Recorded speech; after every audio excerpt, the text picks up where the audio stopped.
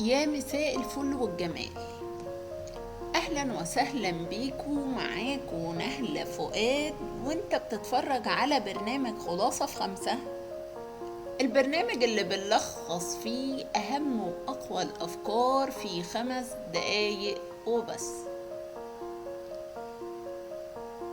النهاردة هقولك ازاي تبطل تأجيل حتى لو انت ملك المماطلة، وتبدأ تخلص اللي وراك بخطوات بسيطة جدا. في البداية خليني احكي لك حكاية. مرة كنت قاعدة عايزة اكتب حاجة مهمة جدا، فتحت اللابتوب وقلت اكتب بعد ما اشرب القهوة. جبت القهوة، فتحت الفيس، شفت فيديو، قلت طب اخلص الفيديو ده وبعدين اكتب. فجأة لقيت الساعة عدت واليوم كله ضاع. عارفين الاحساس ده؟ انك عندك حاجة ضروري تعملها بس تلاقي نفسك بتعمل اي حاجة تانية غيرها. ده اسمه التأجيل او المماطلة. الخبر الحلو بقى ان في 4 خطوات بسيطة جدا هتساعدك تسيطر على المشكلة دي، واللي هنمشيها مع بعض واحدة واحدة. هات يلا ورقة وقلم ويلا بينا. اول خطوة، قسم الحاجة الكبيرة لحاجات صغيرة. مثلا بدل ما تقول هقرا كتاب كامل، قول هقرا 5 صفحات بس. تاني خطوة هي استخدام قاعدة ال5 دقايق. قول لنفسك هشتغل على المهمة دي 5 دقايق بس.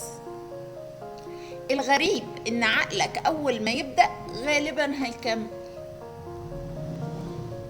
الخطوة الثالثة، شيل المشتتات كلها.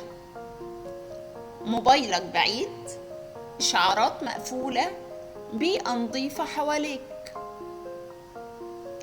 رابع خطوة والأخيرة، كافئ نفسك. خلصت جزء صغير، خد بريك قصير أو كافئ نفسك بحاجة بتحبها. الخلاصة بقى إن التأجيل مش معناه إنك كسول. أوقات كتير معناه إن المهمة شكلها تقيل على دماغك فبتحاول تهرب، لكن أول ما تبدأ بخطوة صغيرة كل حاجة بتتغير. نصيحتي ليك في الحلقة دي، ابدأ بحاجة واحدة مؤجلة عندك دلوقتي، حتى لو دقيقة واحدة. صدقني مجرد البداية هتديك إحساس بالإنجاز وتفتح شهيتك تكمل. بص، التأجيل مش نهاية العالم، بس لو فضلت تأجل هتلاقي نفسك بتأجل حتى النوم. عشان كده جرب تبدأ حالا لو دقيقة واحدة. أنا نهلة فؤاد، ودي كانت خلاصة النهاردة. لو عجبك الفيديو ما تنساش تعمل لي لايك وشير وسبسكرايب، واكتب لي في الكومنت الحاجة المؤجلة اللي هتبدأ بيها النهاردة. واستناني التلات والجمعة من كل أسبوع، وافتكر دايما شعارنا أفكار مركزة في وقت محدود. أشوفكم الحلقة الجاية.